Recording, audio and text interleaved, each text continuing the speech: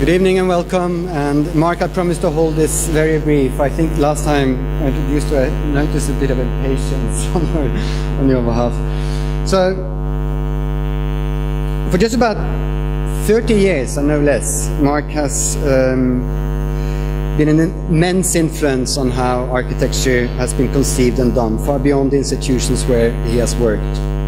And so proven by only a year after he did his PhD in 1987, he co-curated the MoMA show, Deconstructivist Architecture, with Philip Johnson. And from there on it went. He is today Professor and Dean Emeritus at the Columbia University Graduate School of Architecture, Planning and Preservation in New York. And he served there as a Dean from 2004 until 2014. He's now continuing to teach there. And he has been teaching in the Staedelschule for 20 years, just about. So I believe you are, in fact, the longest standing person teaching here, both in the arts and architecture. And amongst his many public appearances every year has also been a string of lectures here in the school. And in 2006, he was Staedelschule's first Dean's Honorary Lecturer. That was an event that took place, as usual, by the end of the year, reviews in the German Architecture Museum. So we know him as someone who's obviously exerted his influence through lectures and writings, but also publications. In 2005, he co-founded Volume magazine together with Remington House and Uwe Baumann. And his books we know: The Architecture of Deconstruction from 1993, White Walls, Design Addresses, The Fashioning of Modern Architecture from 1995, and Constant's New Babylon from 1998. And those would only be some of his many contributions and text to the discipline. Mark will come to know you as intense, fun, friendly, intellectually sharp, and erudite beyond description in disciplinary terms. We adore your presence and your interest in the school, but also so much appreciate the input and the influence that you've had on the program over the years. And right now, of course, we know that Mark, together with Beatrice, they are curating the Design Biennale in Istanbul, with the intriguing title, Are We Human? The design of the species, 2 seconds, 2 days, 2 years, 200 years, 200,000 years. And I believe that is one of the main projects. I suspect there are others, and one of them is just completed, and that is Mark's recent book on Buckminster Fuller, Architecture in the Age of the Radio. And this is one example, for sure, when we look into it, of research that has been undertaken for many, many years that witnesses both the quality of this work, importance, and our delight in welcoming you tonight.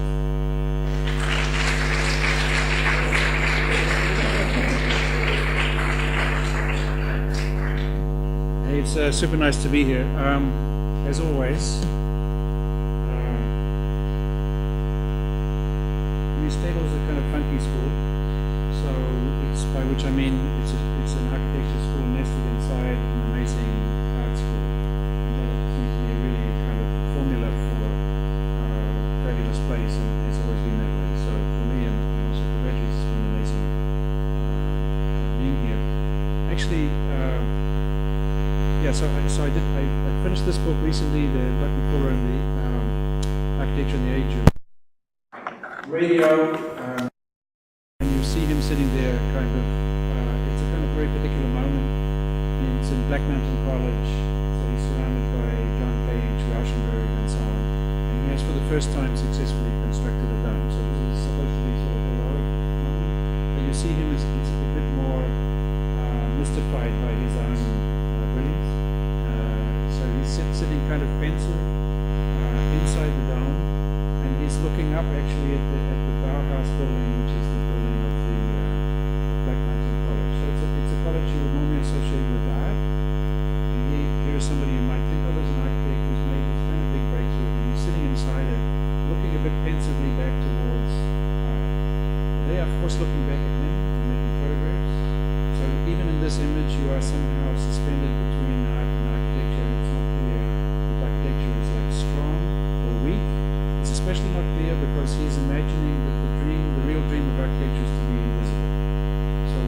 about the dome. You see the full dome. Important to know, he never ever made anything without students. So this is one of the students is actually inflating the plastic. It's a plastic bubble. So whenever you see Fuller, just imagine that there's this group of students around, and actually you just open the book. This is just to open the cover of the book. But the main thing is that he's interested in an architecture that's there, but only just there. And the more that architecture is heavy, the more it's going to get in the way. So he's looking for an architecture that tunes into the world of radio, kind of an invisible world. And the main argument of that book, so that's an easy one to buy it, or read it especially. By the way, buying the book means you don't have to read it. Those are the rules. Maybe these days, if you really want to read something, you have it in a different form. So the idea here is that it is essentially that this is a radio tube. This green for architecture is that it would be like a radio tube. A glass bubble for a piece of electronic equipment that can radiate and can receive, kind of transceiver. But I'm not going to talk about that project today. Actually, I'm going to talk about kind of a prehistory. When Beatrice was a senior fellow at the American Academy in Berlin, I went as well. And while there I started a new project which is about what comes before this story. This is story of Buckley Fuller was kind of 1927 on.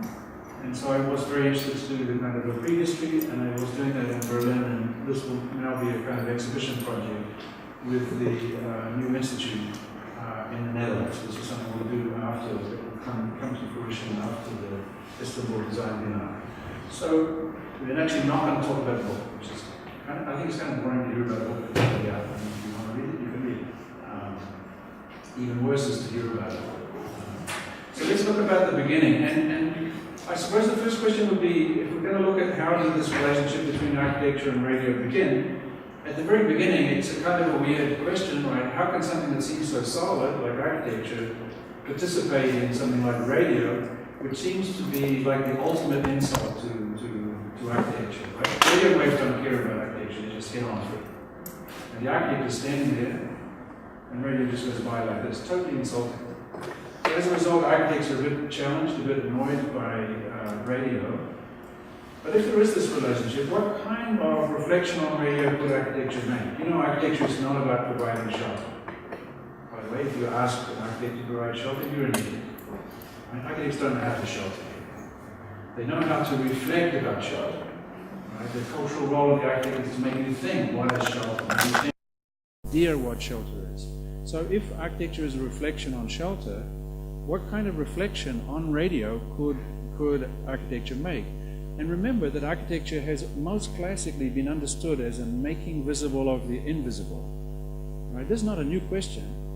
Classical architecture thought that it was beautiful because it resonated with the invisible cosmic frequencies of the universe. So classical architecture vibrates with the kind of music of the universe. A classical temple is more beautiful than nature because it's directly connected to the cosmic signal. That's why when you go to a classical temple, you leave the ground because the temple is actually floating between you and the world of the invisible. So we have a long tradition of making visible the invisible. We could make visible modernity, right? Even in the beginning of the 20th century, we could imagine what is this condition called modernity, which has already happened. It's already fully on operation through engineers and so on since the middle of the 19th century. But how would we make an architecture which reflects on modernity, which makes modernity, as it were, visible to the people who are inside it? But architecture is not just making things visible. We, as architects, are super expert at hiding things. In fact, architecture mainly hides things. So when somebody says to an architect, I would like you to make me something, what they're really saying is, please hide almost everything. Think about all the wires hidden in this room. They are running through the walls, the floor, the ceiling. They go to each light, each switch, each socket, each sensor, each heater, each alarm, each microphone, each video projector, each speaker. There's a lot of wires around here, some of which you can see, most of which you cannot. Imagine for a moment that you could only see wires, that for some sort of genetic defect, you just became somebody who could only see wires. You would perfectly see the shape of this room. There's enough wires in this room that you would feel the shape of this room completely, but you would see, of course, not only this room, you'd see the other rooms, you'd see the whole of the Staedel, you'd see the shape of the streets marked by slightly bigger wires. You'd see the other buildings. Actually, after a while, you realize you would see more or less exactly Frankfurt, right? And it would be Frankfurt. You'd go like, oh yeah, Frankfurt. And you would see yourselves suspended in this wire like a spider in a web, right? And if you could flip this genetic defect on and off, so I see architecture, now I don't, I see it, now I don't, you would see that architecture is just a kind of a sleeve over those wires. So if architecture is a form of shelter, it's not just a form of shelter from the outside, right? It's also a shelter from the inside, the wires that you don't want to see, the plumbing you don't want to see. And nobody wants to see plumbing, right? It's one of the great psychosexual fears of our species. So if again, let's turn the architecture off and look back at the wires in which we are floating. You will see that those wires not only go through the streets and through Frankfurt, but they pretty much keep going through the landscape. It will be very hard for you to find a landscape without these wires. Now, if you look at this spider's web of wires even more closely, this web of wires is getting finer and finer and finer, becoming really, really thin. For example, as the wires curl up to form a light bulb, it's starting to get very small. Or they curl up into circuits in your radio, in your phone. Or even the wires become microscopic when they form the computer chips, again inside your phone or inside your laptop or inside your camera. So this spider's web that you first saw is a web that contains many more webs, web upon web upon web upon web. And what about the interface between this amazing world of wires, which is mainly hidden, we mainly don't want to see? By the way, the very proof that we don't want to see that world is with our cell phones, you need a white wire to make it charge up. And a white wire is not a wire, it's Apple, it's art, right? And you need countless wires to sustain the idea of wireless. So imagine in this wireless world, which is connecting you somehow to your phone, which is a radio, what is the intersection between the hidden world of the wires and the also hidden world of wireless? Like, how do those two worlds connect? And what I would suggest to you, and this is why we will study this subject for a moment here tonight, that's the world of the antenna, right? The antenna is, let's say, in the air, picking up the radio signals, but it's also a wire. It's a piece of wire coming out from under the ground or inside the building. So the antenna is kind of like the interface between the wired world and the wireless world. So again, we could re-ask that first question. What is architecture in relationship to radio? Maybe we would say, oh, well, okay, tell me about the relationship between architecture and the antenna. Because if architecture is a making visible of the invisible, and the antenna is already a kind of making visible both of the world of the wires and of the world of the wireless, then at least we have some sort of intersection. But think if you could hold the earth in your hands, right? Just like have it there, like a cat, and you would stroke this cat. What you will feel is very, very microscopically little bristles on the inside of your hand as you stroked it, and those would be antenna, right? On the top of the tallest mountains, you would hit an antenna. Or the tallest hills that are near a city, or you hit the tallest buildings, each of which has an antenna on the top. In other words, we stick antenna up as high as we can, forming a kind of a layer. Then on the kind of rooftops everywhere around, even then a little bit closer for the cell phone again. You have one on your car, by the way, you don't see this anymore, right? It's disappeared into the car itself. Likewise with the phone, disappears. This is the antenna of the iPhone. See this shape, the double antenna, built smoothly into the surface. They don't want to make a distinction between the phone and the antenna. The inside of the phone, for example, the iPhone has about 8 different radios in it, each of which are connected to those in antennas. So the antenna is the sort of, as it were, the secret of this space. What is an antenna? It's a French word related to the antenna of an insect, right? So it's that piece of the insect that reaches out and acts as an interface for information coming in, right? Detects things. But if you look at the antenna are not simply attached to the insect. They go all the way in. right? So the antenna is a kind of a very, very complex thing. It's a sensory organ. It's an organ like any other organ, directly connected by a nerve called the antennal nerve to the antennal lobe of the brain. So there's a kind of a part of the brain, like dealing with the antenna, connected to the antenna that goes to the outside by an antennal nerve. So in a certain way, the antenna is an extension of the brain. It's a piece of the brain that goes into the world. It means the antenna is neither inside nor outside, right? It's kind of coming from the inside, the deep inside of the brain, but is also connected to the outside. And it is the very thing that will bring information about the outside to the inside. So it's the kind of, it goes in and it goes out and then becomes the possibility of making a decision about what is in and what is out. We could even say that the antenna is the possibility of a sense of inside and a sense of outside. If this is the case, by the way, an antenna would not be simply added to architecture. We wouldn't be interested in like an architecture with an antenna sticking on the top, but we would be interested in what kind of antenna, what kind of system makes architecture possible. Let's look a bit more closely. This is the same antenna that you were seeing before, right? So we're just zooming in on a piece of the antenna on the outside. Look at the shape of it. Looks like it was done by, Architecture School, 2005, right? Something like that. So if you look at the antenna, which is an inside sticking outside, and we go closer to it, we see that it itself is made up of a whole lot of little antennae that go from the inside and outside in a kind of super yin-yang.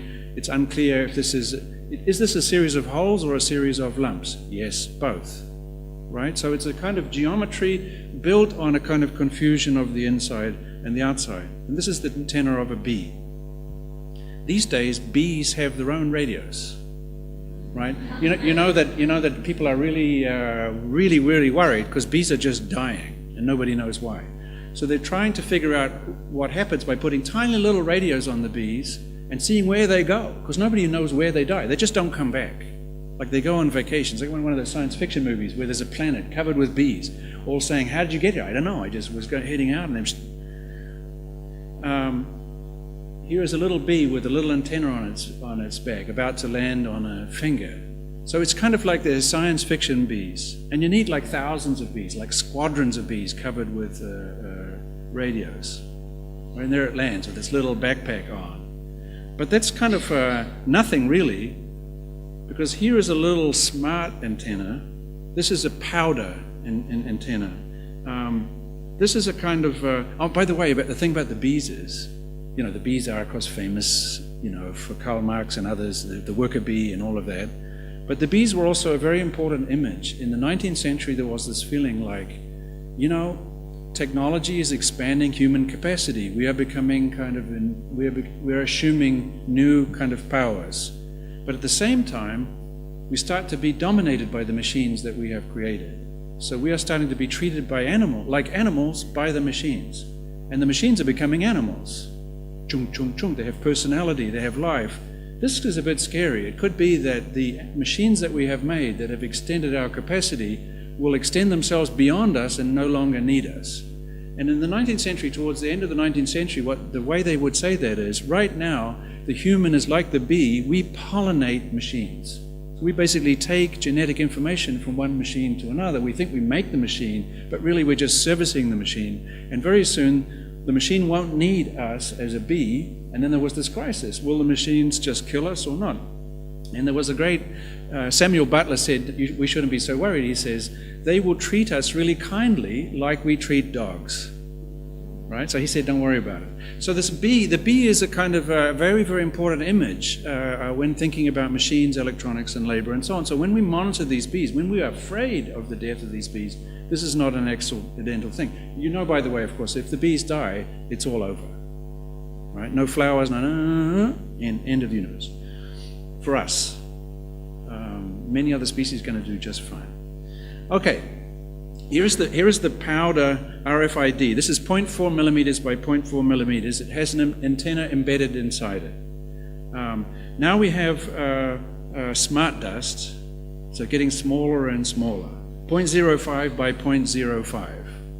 Right? You see how the antenna is kind of coiled up inside this thing? You can hardly even see it. Now it's like super smart dust. So this is a human hair. right, just to give you a sense of scale. So these are little radios, right, that are activated. The idea of smart dust is that you not only have it all over your body, but you can ingest it. Somebody that eats something that has smart dust in it, if you're a conspiracy theory, you imagine that this is already happening and you're being monitored. Along the lines of, why didn't you come to Karlsruhe? We know where you were. So this kind of a radio system, so we are like eating radio, right? So now we don't just use radio. Radio is like inside us. At the same time, this is Voyager 1, which was launched in 1977 and is now beyond our solar system in interstellar space. Its antenna, it has an antenna which points back towards Earth, and it points to 370 meters, so some pretty big antennas in California, Madrid, and Canberra, right? So in the United States, in Europe, and Australia, as it races away from us, these three antennae are watching it and keeping the connection going. So it's racing away from us at 1 million miles a day, or rather we are stretching ourselves out there by 1 million miles a day. We can make the same argument, of course, that the planet Earth is somewhere in the middle of there. There's like 10,000 pieces of spacecraft bouncing around in a kind of a cloud. All of them are radios, right? All of them have radios, operational or not. A little bit closer in, you see how they're kind of clustered. You know, of course, it begins with Sputnik. It's a little satellite with 4 radio aerials operating, and the little sound of those radio transmissions transformed everything. But of course, every aircraft that it's making its way around the planet is, you know, in radio in so many different ways, right? It has its radio, it's in the space of radio, it's communicating radio, it's traveling down channels of radio, and so on and so on. But that's also true of the ships that are working their way across the oceans.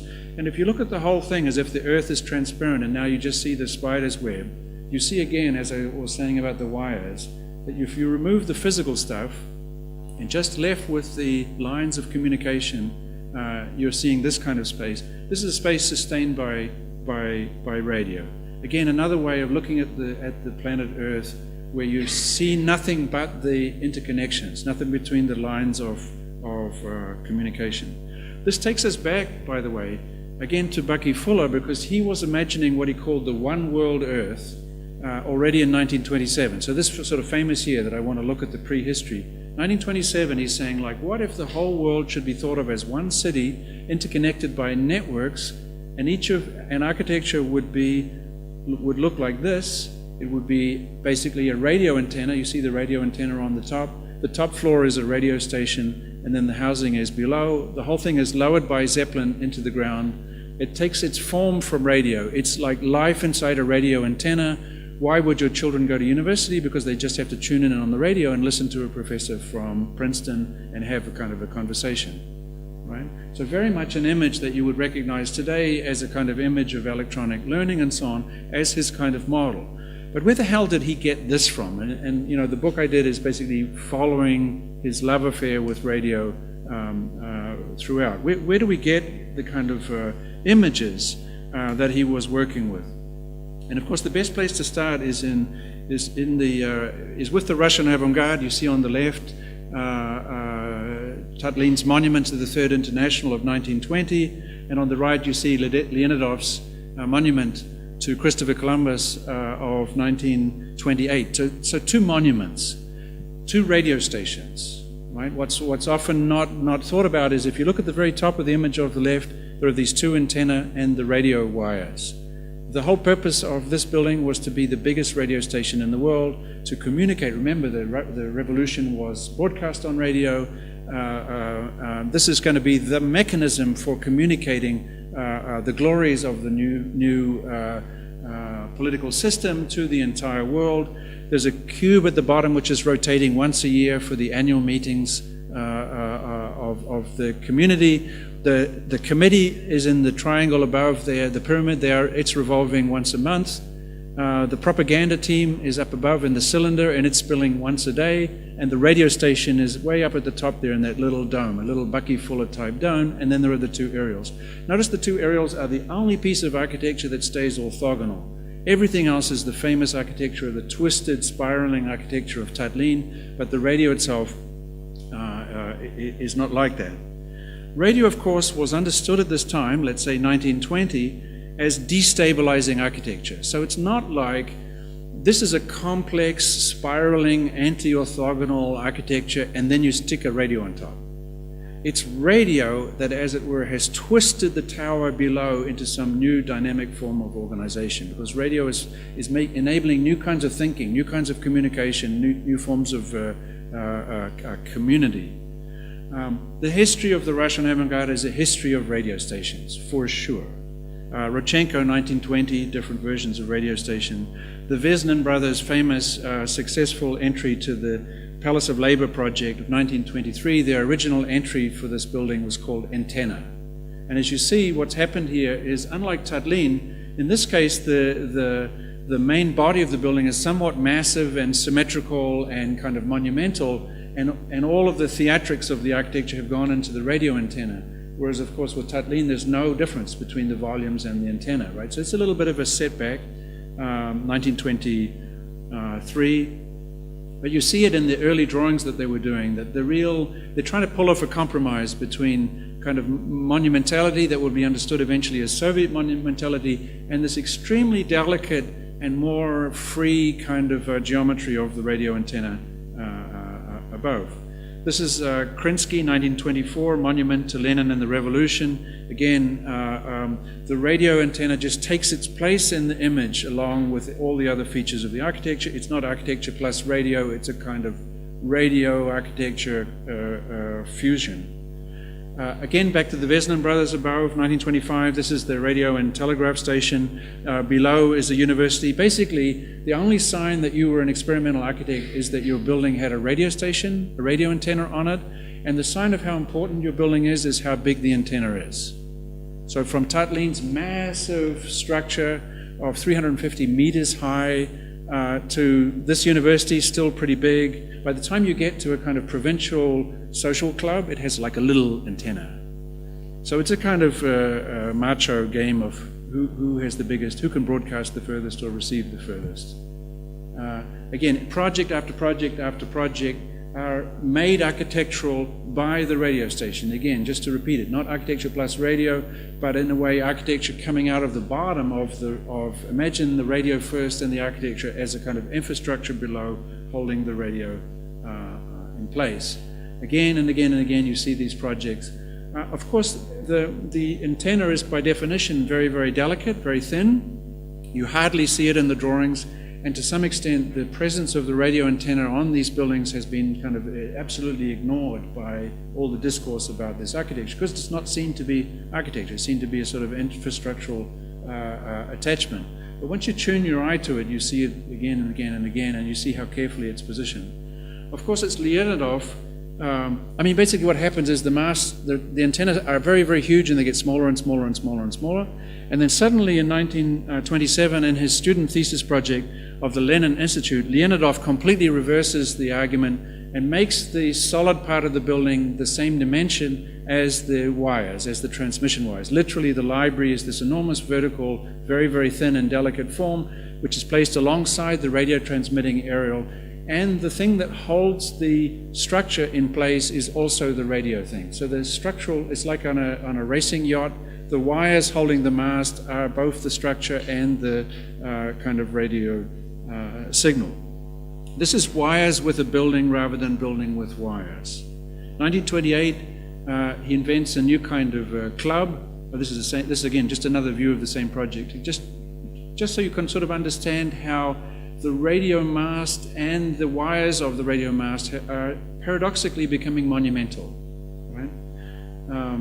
When he designs his new club, again, the same idea. In fact, the radio is itself more monumental than the architecture that's always seen below it. You see it, of course, again, when he does the Linear City project, how the radio assumes the kind of theatrical thing, and the tallest possible building is dwarfed by the radio area. And that's what culminates in the 1928 monument. And he makes a very, very specific and careful argument about how radio can be monumental. Right? Something would be considered sort of unacceptable in the normal understanding. And of course it's sort of a vast amount of nothing, or a vast amount of almost nothing. And it's the capacity of this antenna to connect everything and everyone in the world that gives it its monumental force. Okay, so where is all this coming from? Of course, it goes back to Tatlin, and Tatlin had visited Paris and had been to the Eiffel Tower, and of course the Eiffel Tower was a radio station.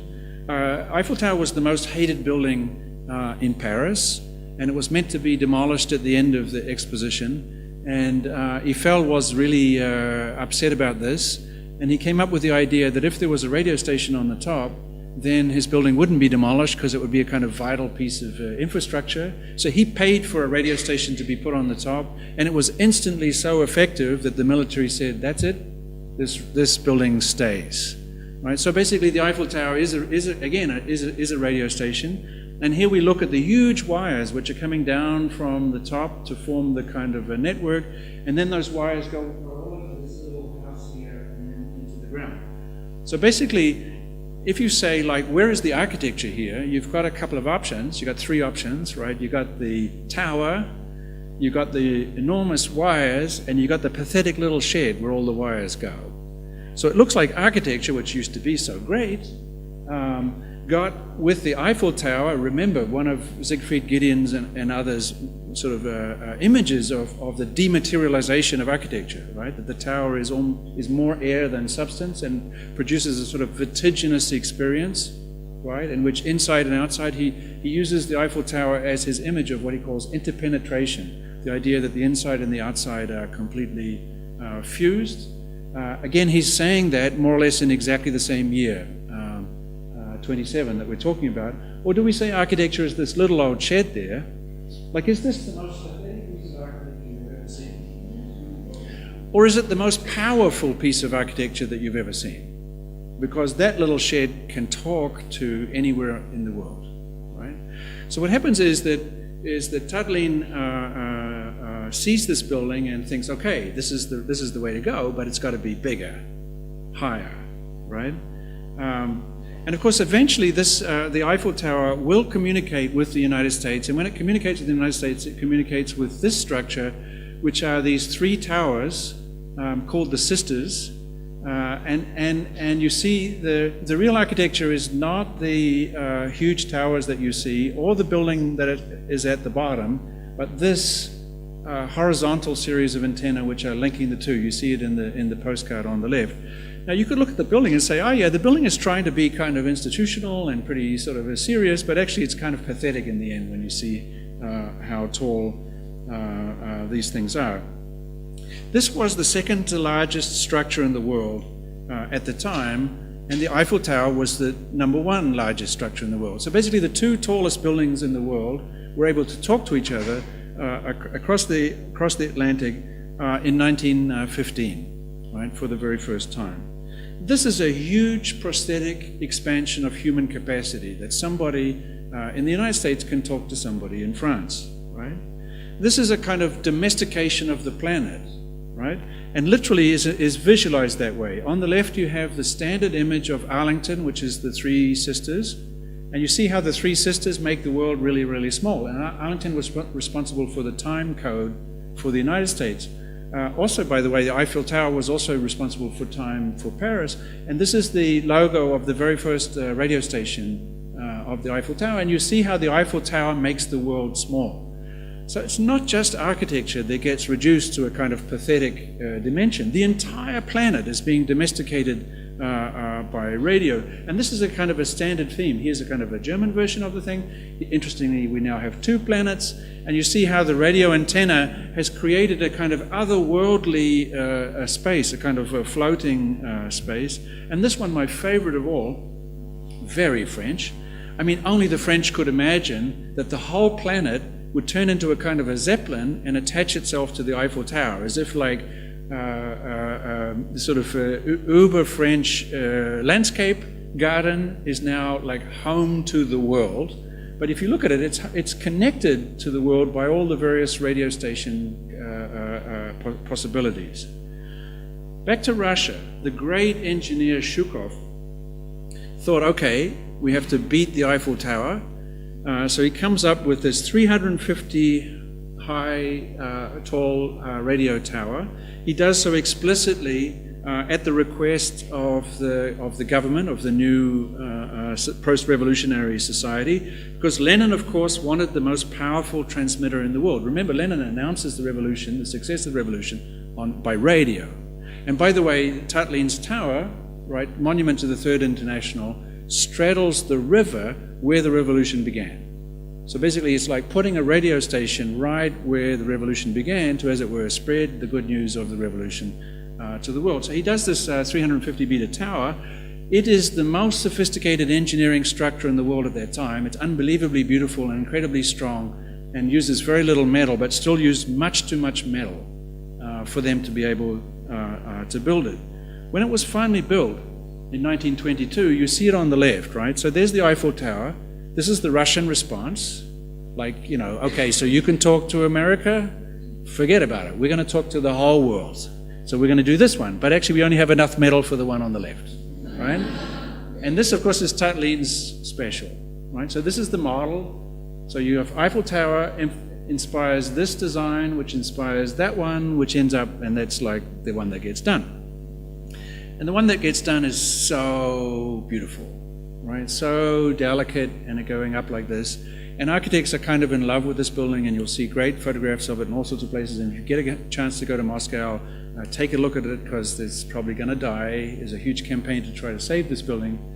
But very important to note, the only reason that this is a radio station is you can hardly see it there, but there's a horizontal wire going from that station to this one, and this one is in no architectural book.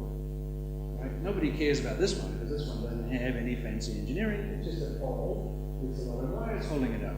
But now you've got a pole that doesn't need wires to hold it up, and we have fixated it. The actual aerial is looped between the two.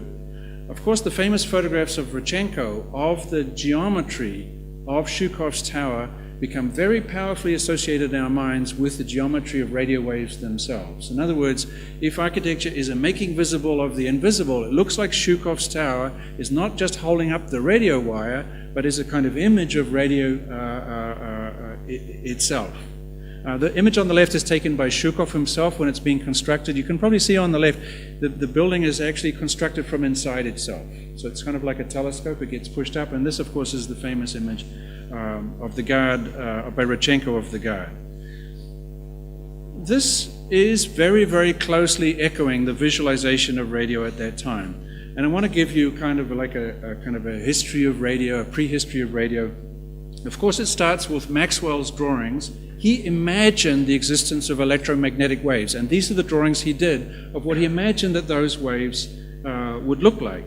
Famously, Hertz visualized those waves and demonstrated that what Maxwell said was true. What was his equipment? Essentially, it was a piece of furniture, and on top of the furniture was a little kind of a radio set, and then there was this antenna. These are Hertz's diagrams for the radio being produced and received by this antenna. So the first thing I want you to notice is that the history of radio begins in a very domestic situation. It begins with a piece of furniture, like a little wooden piece of equipment. Then, of course, Marconi turns up, and he takes Hertz's design and makes his own little desktop equipment, and sends a signal from one side of a room in his attic to the other side of the room. And then when that works, goes outside and puts the same table in the outside and makes a bigger area, and you see he projects it a further distance.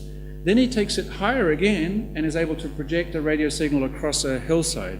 So what did Marconi really invent? He just invented the antenna. Like he had the idea that you could put one end of the antenna into the ground and then elevate it. So he's the person who produces the idea that an antenna is elevated. And once he started elevating, there was no looking back.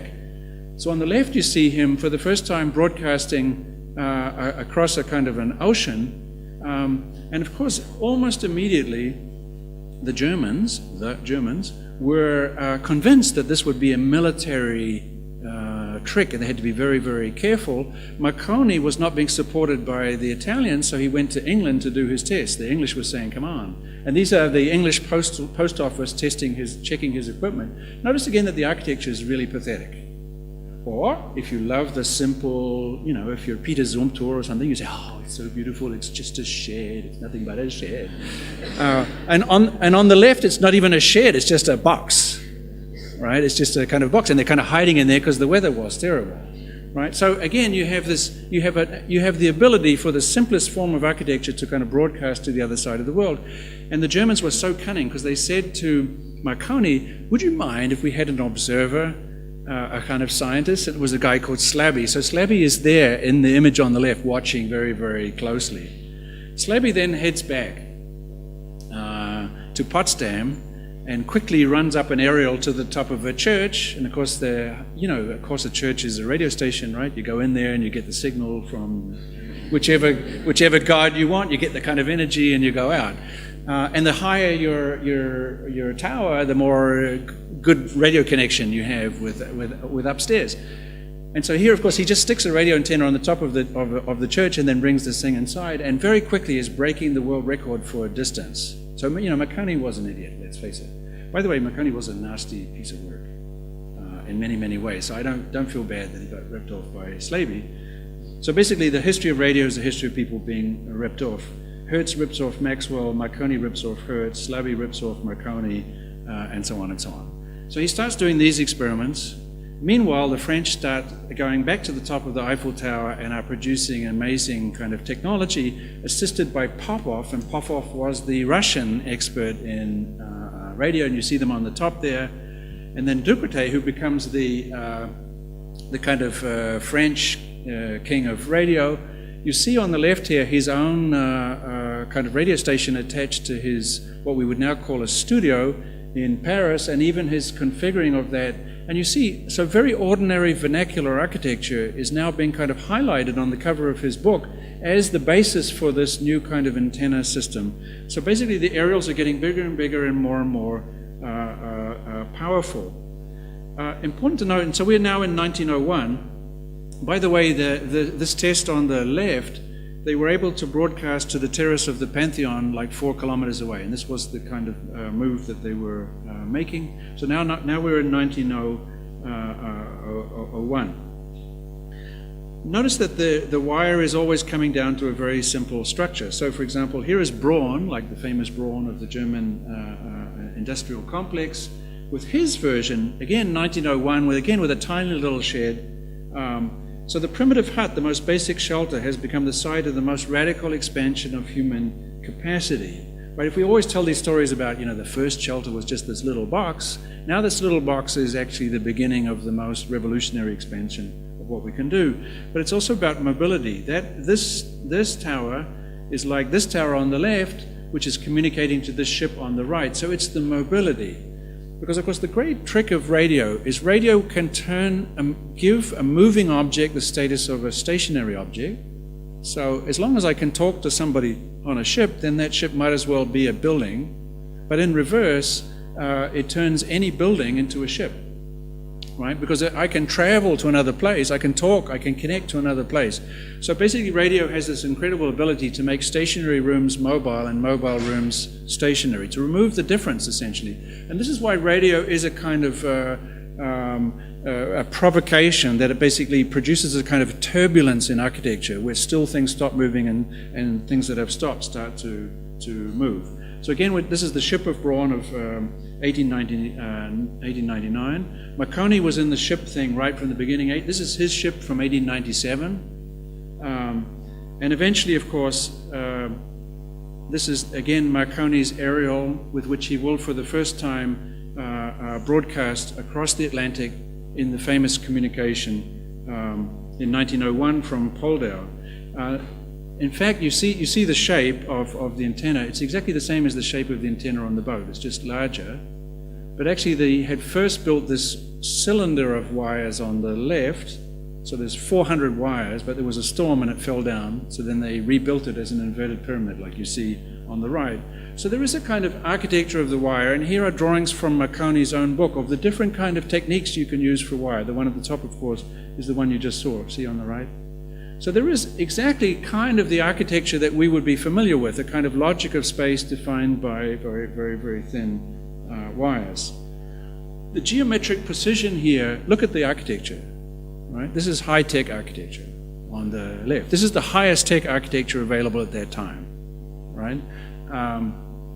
And it's kind of weird, right? It's a kind of architecture with a little doppelganger architecture behind it, which is connected to all of this stuff. It's like kind of slightly embarrassed about its own condition.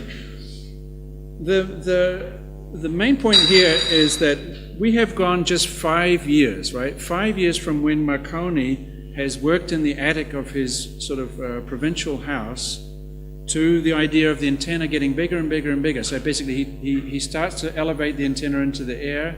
It goes bigger and higher and higher and higher and higher. And eventually it has become a net of wires that has taken over from architecture. It's no longer sitting on architecture. And then we start to see a new kind of architecture of barely visible webs in the sky and a kind of invisible web crossing the planet. So we start to get these kind of lacy structures in the air, hovering in the air, which are a kind of almost invisible but still tangible symbol of all the millions of radio signals that are out. The biggest rival to Marconi, his greatest enemy of all, was a guy called Lee de Forest.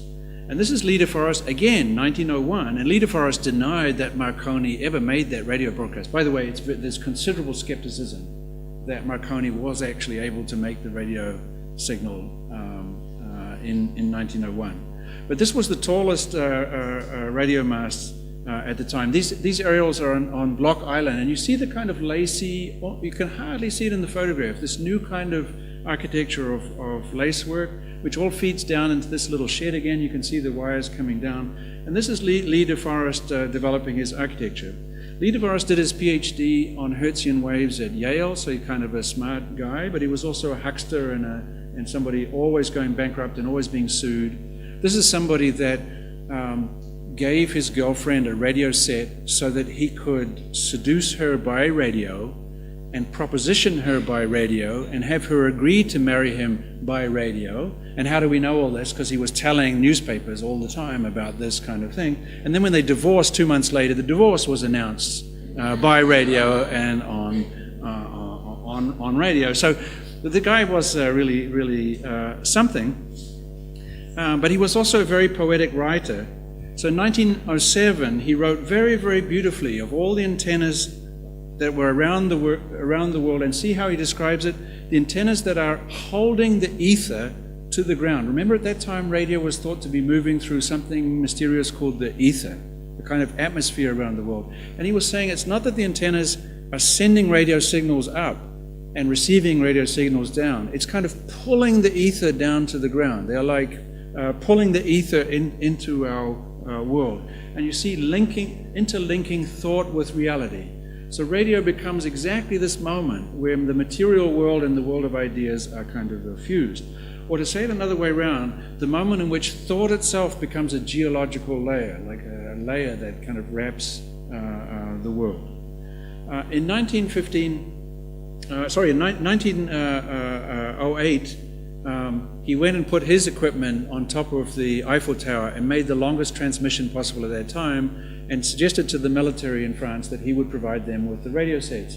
And they, of course, said, no, we will only use French radio sets. And he said, okay, but if I put a radio station on top of the tallest building in the world, which is the new building being built in New York, would you agree that we can broadcast radio signals from the two? And then this was, when he went back to the United States, he publicized this fact in 1908. And you see in the graphics in the newspaper that the world has become kind of small, and the radio tower is large, and he, of course, is the magic person who's going to, as it were, reduce to the Earth to this very small thing. Just to note again, when in the year that Lee de Forest went to the Eiffel Tower and put his equipment on it, the system was these 4 wires you see coming down, and then those wires went into this shed. So basically, Lee de Forest, again, I'm banging on the same point here. This is architecture. Right? This is all we got. You could photograph it more beautifully from the side, right? There it is, and you see the wires coming down. It all comes down to one little wire. But the same person, Lee de Forest in 1904, wins the contract for the American Navy to build a series of radio antenna all around the Pacific so that all the American military ships could talk to each other. This is an image that was published in the, he won the contract over people like Marconi, And as you can see, a new kind of space is being produced. In other words, a space, the Pacific Ocean has become a territory in the same way as the United States, in fact bigger than the United States, and it's turned into a territory, into a material space by the radio technology. So there is the most pathetic little piece of architecture you can imagine, the little hut at the bottom of the Eiffel Tower, and then this is the largest architectural project in the history of our species, right, which is to create a space, an interior. Look at the Pacific, it's now an interior constructed as such. Marconi himself, Marconi hated other people. Marconi's view was no one else should be able to listen to his radios. He would say, if you want my radios, fine, you buy them, and my radios talk to other Marconi radios. And so if you want me to provide you with the radios, I will do that. And his radios will offer you, this is his own magazine, Marconi Wireless and so on. Again, notice how the planet Earth is magically reduced by Marconi radio. Again, the same kind of image here. The Marconiograph is very, very standard graphics. So remember that moment where Bucky Fuller is saying, look, you know, the whole world could be thought of as a kind of a globe. My towers are like radio stations, and they will be interconnected in what he called a web covering the planet. This is not just kind of some radical idea coming from nowhere. It's coming from a kind of long tradition of visualizing the globe as having been reduced, or it could be in the palm of your hand, like I was saying to you at the beginning, because of the power of radio. In fact, the only reason that it was the sinking of the Titanic that forced Marconi to agree that there should be an international rule that all radios could talk to all other radios. So Marconi was finally forced to this agreement. But look at this image. This is 1913, so just before the First World War. This is an image drawn by the German radio conglomerate set up by Braun and Slaby, the same two people we've talked about before. And what they're imagining is, what if all of the radio networks of all the different countries in the world would be one network? Like, couldn't we all be friends? So Germany, Russia, France, England, United States, and so on.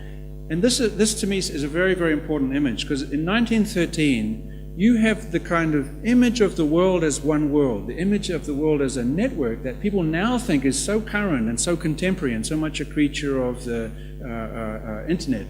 Of course, war is declared like almost immediately. It's almost as if this image launched the war. And all of those militaries disconnected from each other. And of course, the First World War was a radio war. Right? It was all about radio and who could dominate radio. But this image, the reason I show it to you is not because there was some kind of understanding within the radio community that this could be produced. This idea was being discussed in newspapers throughout the world. Everybody was thinking, wouldn't that be amazing that we would all live in an interconnected world of radio?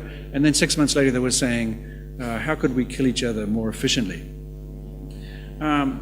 This is the first radio antenna of that German company in Nauen, which is just outside Berlin. Of course, it's Telefunken is the company that will produce this. And Telefunken was formed in 1903. Basically, the government said, you guys hate each other, Slaby and Braun, you detest each other, you must be together, you must work together. Only if you are together can we conquer the world. Right? Very, very clear. Notice this is called the World Project. It's not a project for the world, it's the idea to make the world. This is the station outside Nauen. Again, you can see the same role. There's a big tower with a big net of wires. It was the first station. It had as its mission to connect Germany with Africa, with the African colonies, using this huge umbrella antenna. Then, as you see on the left, you still have this little shed at the bottom, and then it became a 100-meter high mast with its shed. Then it went up to 150 meters with a bigger shed. You see this shed is the same every time this goes up, it adds another lump to the shed. So the shed's getting bigger, and the antenna is getting bigger. Then it goes up again, add another building. Right? So now 1, 2, 3, we're getting higher. You can see exactly where the old one stopped and the new one starts. It just keeps going and getting bigger and bigger and bigger. And it reaches the point where this is its dimension. So this is now in 1914, almost at the height of the Eiffel Tower. This is how it began. And of course I like that image because it's kind of like the battle between monumental architecture and the new anti-monumental architecture of the radio.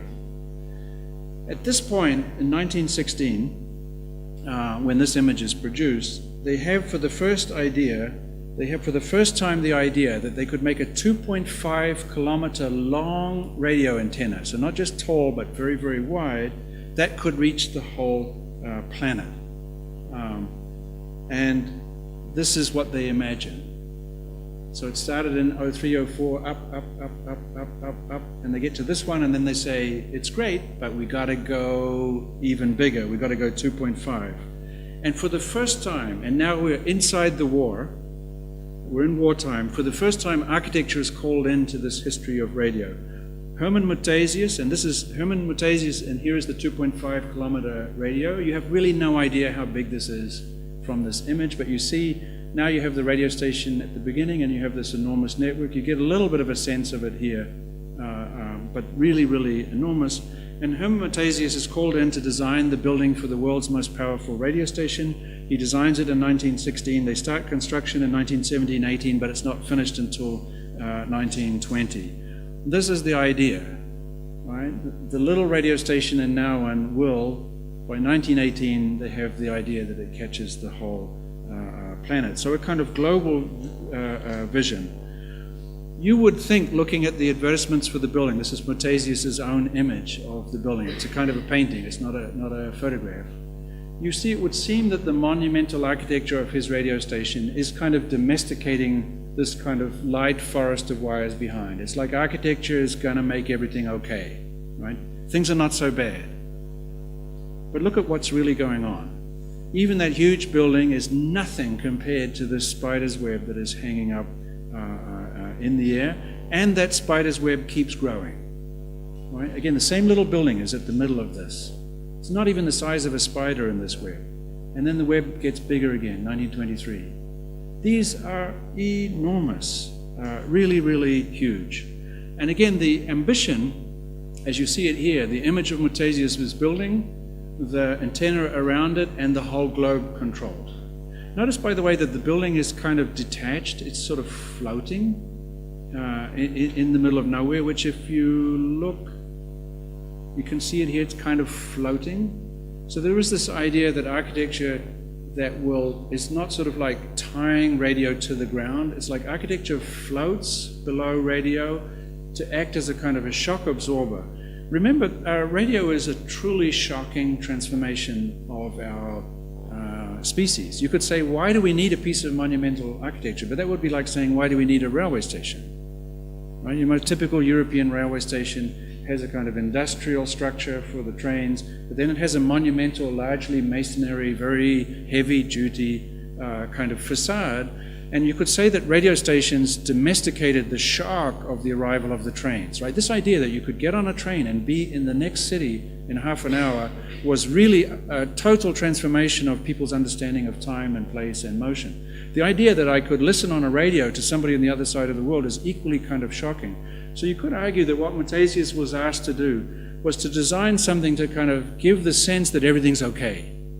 But it's weird because we're in the outskirts of now and nobody's coming here, right? So this is like, let's say that architecture is okay even though nobody's looking, right? So if I'm going to make radio visible with a building, I'm going to make it visible without an audience, or at least this is the way it would seem, right? Meanwhile, the radios keep getting bigger and bigger, the aerials keep growing and growing and growing. And of course, it's getting back to this idea, right? Obviously, when Tatlin proposes this tower in 1920, he's not just coming up with this idea out of nowhere. He's continuing the legacy already put in place by these enormous radio stations. In other words, part of a kind of a history. But in his case, the monumental architecture is, as it were, displaced and mobile within his structure. Again, right, radio will be like almost energized. It's almost as if radio is like is giving the energy for these things to turn. Notice that here's, I think, a very beautiful model by Mutasius. These are all the elements of a radio station without the architecture. The one piece of architecture he shows you is this little platform where you can stand and look at the architecture of radio, right? So what's going on here is he's going to make an architecture which is a kind of monumental statement, and inside the monumental statement will be a viewing platform, and the machinery of radio will be visible to you.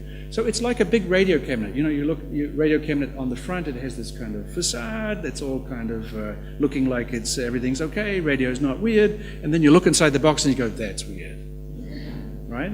So he's basically saying, okay, but look at how beautifully choreographed the inside is. Let me show you what this means with an amazing building, the first concrete building in the Netherlands, Radio Koetwijk, which was commissioned around 1917 and or no, maybe 1919 and not finished until 1923. Right? You see it here. Remember that floating quality I was talking about? Here is this building kind of floating in front of you. It's kind of defensive. It's almost like these two like military things to catch you if you shouldn't be there. By the way, you're in the middle of nowhere. This is like nowhere. This is the nowhere of nowhere. Like you get to nowhere and then you keep going. This is where you get to. You can see it's actually sand dunes. So again, it's not a ground. It's actually a kind of sand dune area because this is an ideal area for radio. We move more closely. You see it's kind of defensive. It's protective, it's monumental, it's mysterious. We move a bit closer, a little bit like a sphinx, sitting there in the desert, right? It says radio station, just in case we didn't get the point. By the way, it's communicating with Indonesia. So the two figures are listening from Indonesia, right? As we move around the edge of the building, as it's under construction, it's still very sphinx-like, but maybe it's also a little industrial. Maybe it's a church. It's kind of weird combination of a factory and a church. Then we go inside. Wow, heavy-duty machines. But look at them floating on this unbelievably beautiful decorative floor. These are the big turbines that you meet if you would come to the back. They're making a huge noise. They're really big and really heavy. There's a guy standing beside them proudly in that kind of way that men do.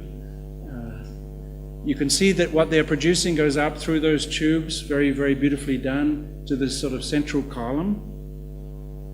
And they go from that central column in this direction. Notice that above is a gantry crane, so you are in an industrial space. You're in a kind of factory space. But notice that the windows are very delicately produced, so you would literally have the feeling of church and factory at the same time. Those cables keep heading towards the front. You see they get gathered together, everything organized, everything floating. So you have a series of floating elements inside a space. Now we look down, you can see that there's a gallery that enables us to look down. So again, it's really like looking inside a radio set.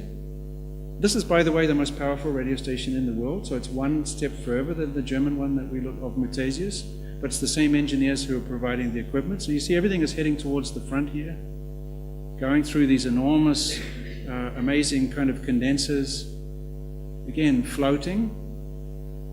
You get the whole system. Towards the back, now we're at the base of the tower. At the base of the tower, they go into these things. Don't ask me what they are, right? But they're kind of beautiful. Notice that it's all about insulation, that nothing touches the building, right? So you're in a building that shows you radio, but it's not allowed to touch the radio. Very, very high levels of energy. The signals then go up the tower to the top. They come out the back of the tower. You can see from the tower that it's symmetrical on four sides, so in theory radio wires could come out in all directions, but come out the back of the wire, insulated from the building. You see the insulators. Here the big fat, so this is the radio signal coming out of the building. So this is literally the intersection between radio and architecture, and that intersection is all insulation, right? Then the wires swoop towards this tower, which is really big, right? So even if the building is big, the tower is even bigger, but that tower is maybe even bigger than you thought, right? It's pretty tall, But it's not just, there it is, look how enormous it is, like how spectacular. But actually there are 6 of them. The building is that pathetic little thing in the middle, and the thing gets up and up and up and up and up in this very, very beautiful spider's web. But there's also a web in the ground. There's a web of wires in the ground, so you have a web in the air and the web below. So this building is literally the spiders in the spider's web. So architecture is doing, this is the first concrete building for insulation, incredibly beautiful building, amazing if you get a chance to visit it, which sits at the epicenter of this extraordinary, delicate architecture. Of course, you would be much more interested in the geometry of the wires than you would in the geometry of the building, and you would think that's cooler and the other one is not, but keep an eye on the building. But that's nothing. Same year, this is the big radio station for Long Island in New York. Each of, you see all the towers? Each of these is 1 mile long and 400 feet in the air. So this would be the biggest structure ever produced by humans. And it's the beginning of RCA, Radio Corporation of America, which is of course worldwide wireless. Right? So you're talking about huge, huge structures that are not quite visible, built in the countryside to create this kind of smaller version of the planet. Here's the one for Tokyo. Unbelievable. There's the architecture down the bottom left, or is the architecture this thing on the right?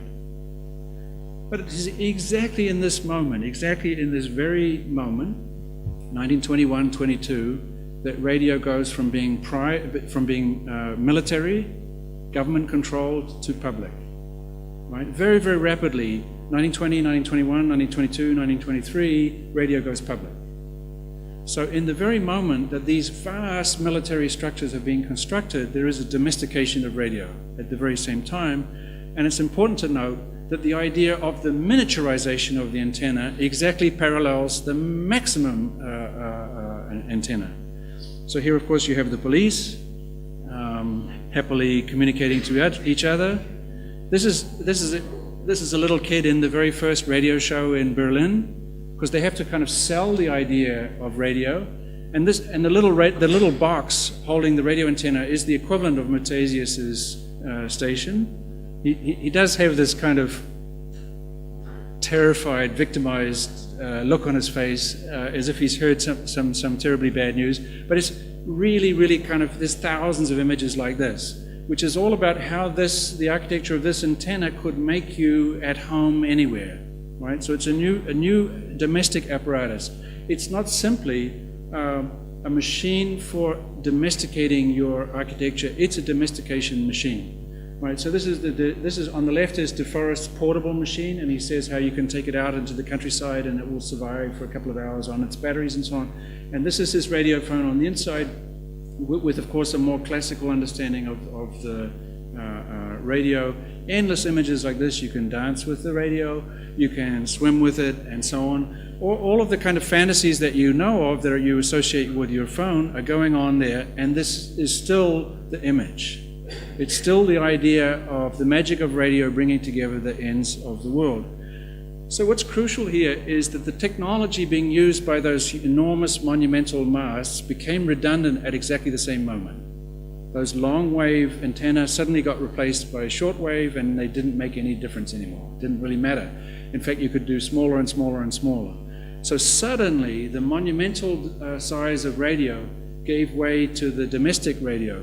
And why am I obsessing about this? Because one of the questions that has really intrigued me is, why is it that if the big radio antenna was so important in the kind of visual and sort of psychological and even cosmological view of the Russian avant-garde, a Russian avant-garde that was extremely influential throughout Europe and the rest of the world, why were the radio antennas never kind of migrating? There are very, very few examples of polemical radio antennas in so-called modern architecture. And one very simple explanation is, exactly in the years of modern architecture's emergence, you know, like 21, 22, 23, 24, is exactly the moment that radio is disappearing down to be the most domestic and ordinary device. So basically the romance of the antenna disappears in this moment.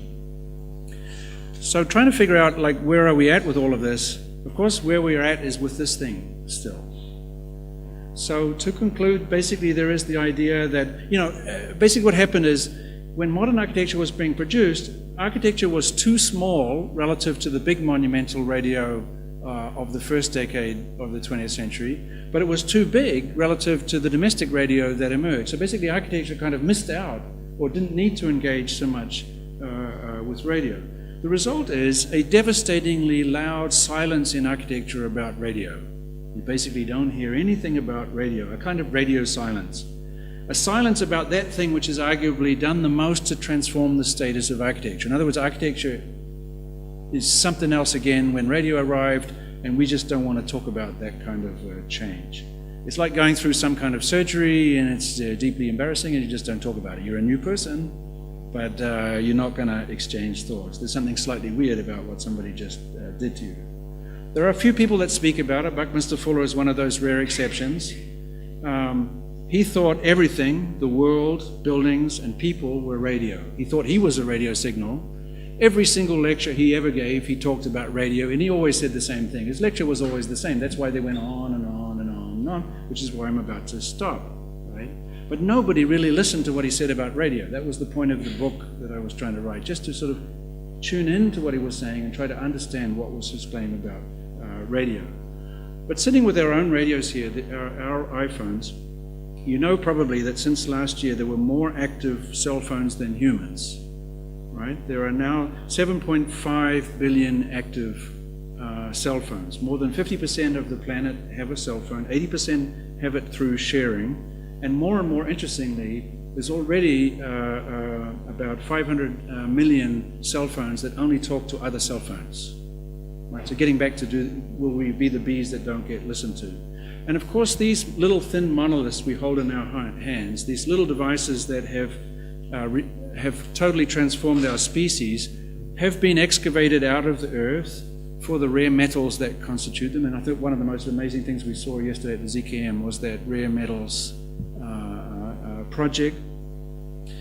So of course when we hold this delicate antenna in our hands, having become a new kind of biological species as a result of this transformation, we really don't want to know about the truth of these enormous holes that are being dug in the ground, and we certainly don't really want to know about the kind of slave conditions under which they are produced and so on, and we don't really want to know about the levels of surveillance that we place ourselves on, and we don't really want to know about how we're being repeatedly ripped off little micro euro by micro euro as we kind of irresistibly draw ourselves in and through the net. Radio is not immaterial, right? It's not like there is the material world of architecture and the immaterial world of radio. Radio is unbelievably material. There's an unbelievably vast infrastructure of radio. Again, if we could magically turn architecture off, if we could magically remove anything to do with radio from this planet, you'd be amazed how little would remain.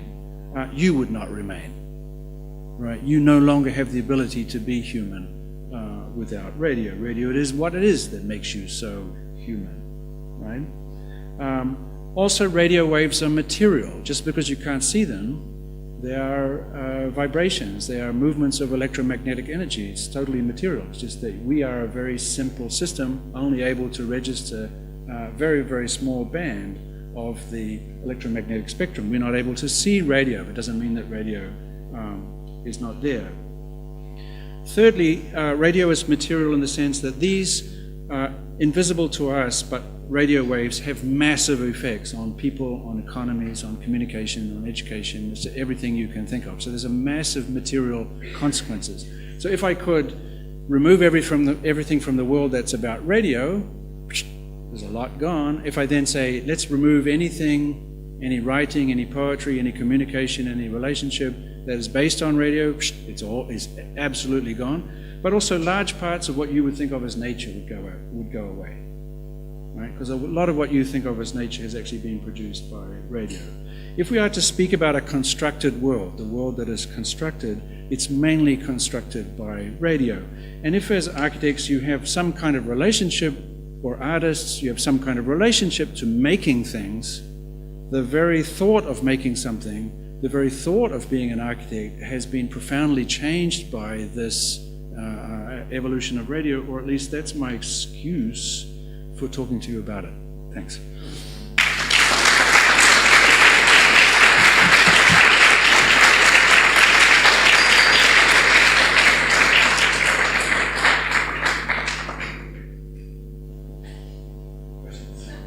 Happy to take questions.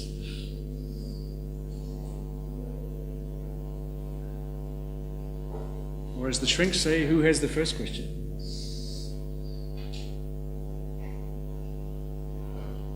Yeah.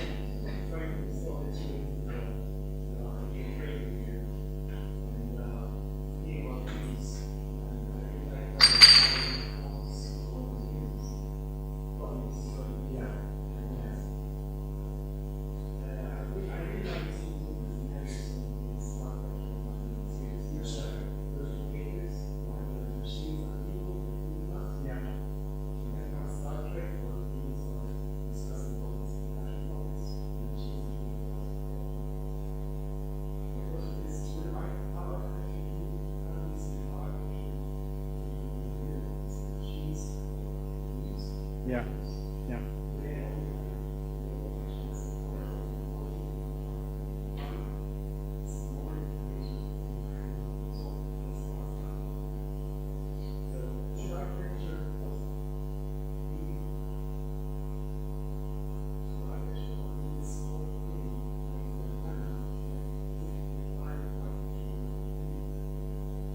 Yeah. Well, for me, I'm not interested in saying anything should be this or should be that. Like, I'm not interested in making some pronouncement about what should. I don't trust myself. Also, I just think it would be stupid for us to expect people to tell us what we should do.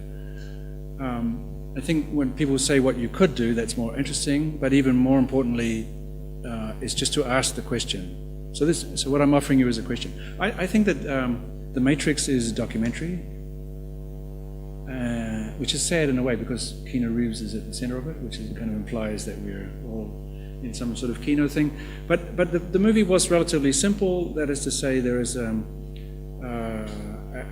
our biological organism is having its resources extracted, and as a substitute for that, we live in a kind of seductive world of architecture. So architecture is there as an image to hide the fact that you're being ripped off.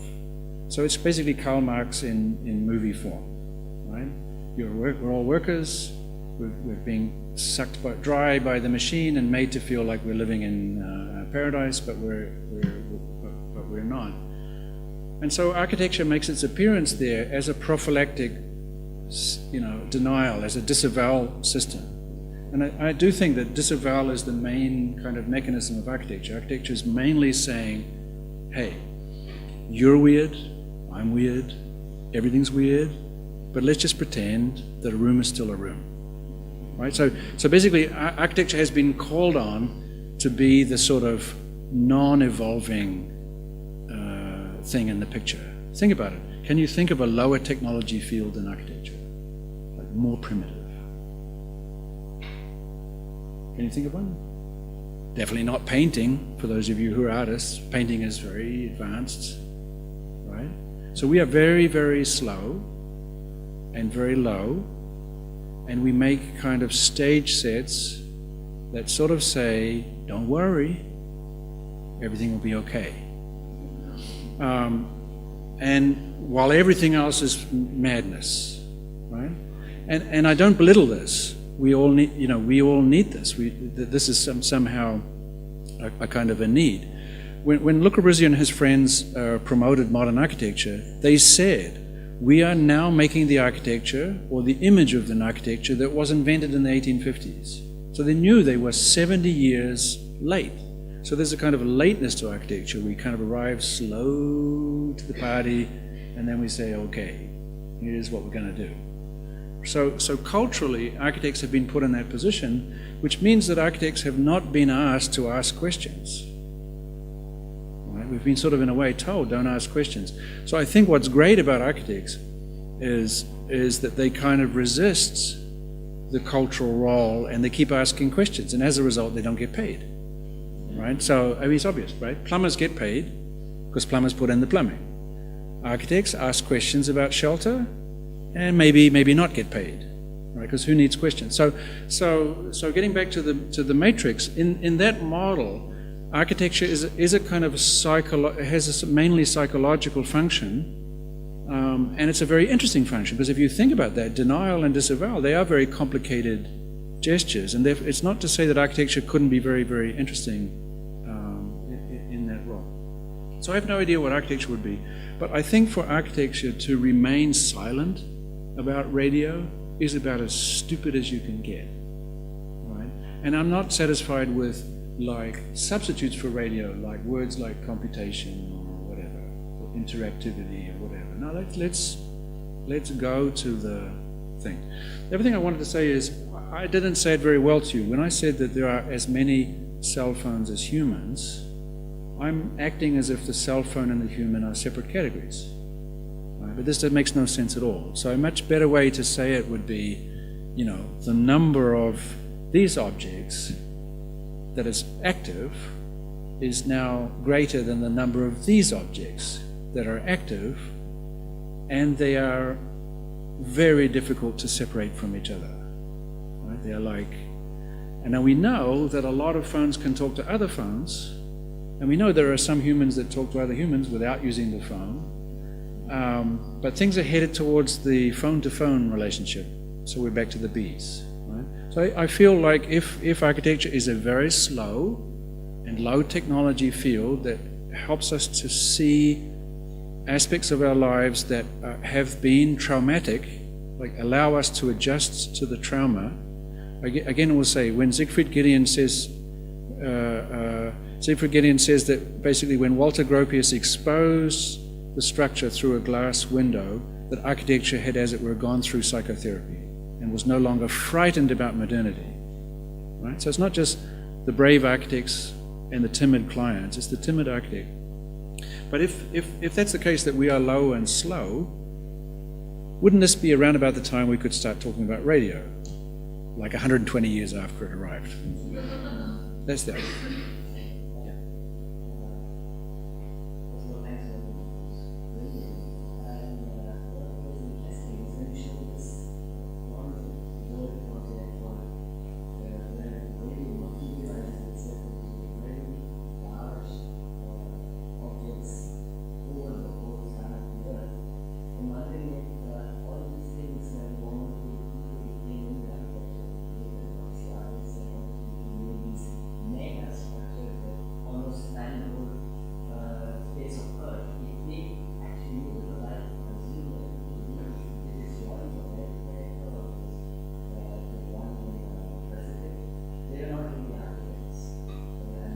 No, they're radio engineers, and of course I think that the projects at the size of the planet of Constant, of Doxiadis, and of Bucky Fuller are unimaginable without radio. But when those drawings are done, they're already talking about the computer. Let's just for a moment take Constant's New Babylon. He imagined that at the intersection of all these great sectors would be radio stations that would interlink. His very first model was a radio antenna. And then he thought the computer will be needed, even before there was really a computer, to sort of sort out how this thing would react. So of course there is an amazing tradition of radio, particularly in the 60s and 70s avant-garde. And I didn't show you that, but if you look at the Renzo Piano and Richard Rogers' first scheme for the Pompidou, you will see on the top of it these two very marked radio areas. And then if you look at Richard Rogers' private house that he was doing at the same time, it's a little cube with a radio aerial. If you look at a lot of the archigram, you will see a little radio. There's a kind of revival of radio that comes in a kind of techie, as a kind of a techie gesture. So there's like a little moment where the radio antenna appear. When Venturi and Scott Brown want to antagonize the architectural community, they do so by putting a television aerial, gold-plated television aerial, on an old folks' home. And everybody was outraged. And Venturi said, but you know, that's what old folks do. They watch TV. Why wouldn't they do it? Why would be embarrassed by that? So there is a kind of a micro history we can do. This is what this project is that we're doing for this exhibition in the Netherlands, which follows the antenna as it goes up, goes down, goes up, goes down. But when you get into the 80s and 90s, when you get into heavy-duty postmodernism, the antenna is out, big time, right? Because the antenna is exactly the kind of technological threat to the kind of historical imagery that they wanted to revive. So, anyway, just because the archigram and the others had these little aerials doesn't make those aerials cool. Like, I think we do have that problem that we tend to see. It's really hard for us to get around. We kind of still hate postmodernism, so we have difficulty appreciating it, right?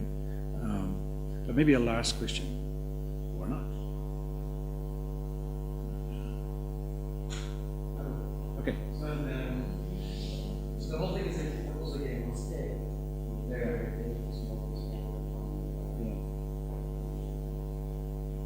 is everything in your research that you could anticipate that the research anticipates all of that?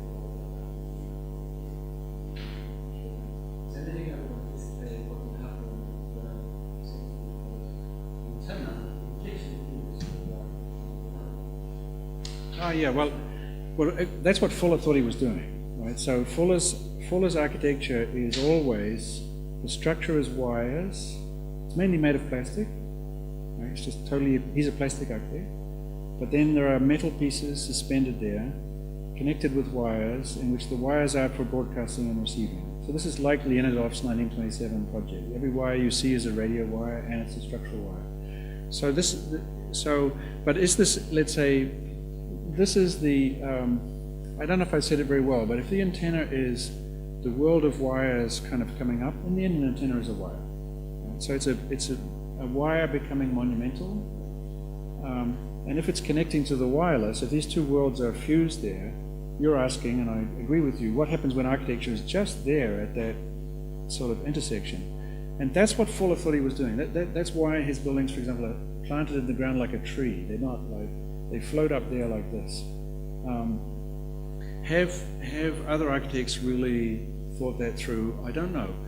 Fuller would say probably that Zhukov was it's not that Zhukov was making a radio tower that made him a radio architect, it's the geometry that was influenced by waves.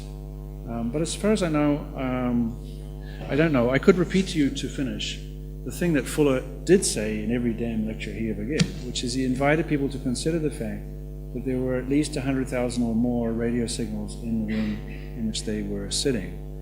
All of you interact with your cell phones and with the signals produced by those cell phones in unbelievably sophisticated ways, very, very complex ways in which you make decisions about what you do, what you don't do. And your relationship to this room is primarily Neanderthal, and that's a kind of insult to the Neanderthals, because probably they would use this room in a much more interesting way. You are mainly occupying the space of radio signals with great sophistication, and you're occupying the world of buildings in a kind of a clumsy way, and that's the way we have operated. So we have a kind of clumsy architecture and a sophisticated radio, and we have yet to find the real sophistication. And if the real purpose of architecture is to insulate us from the shocking transformation of our own species through technology, then we wouldn't really want an architectural radio. It would be deeply upsetting.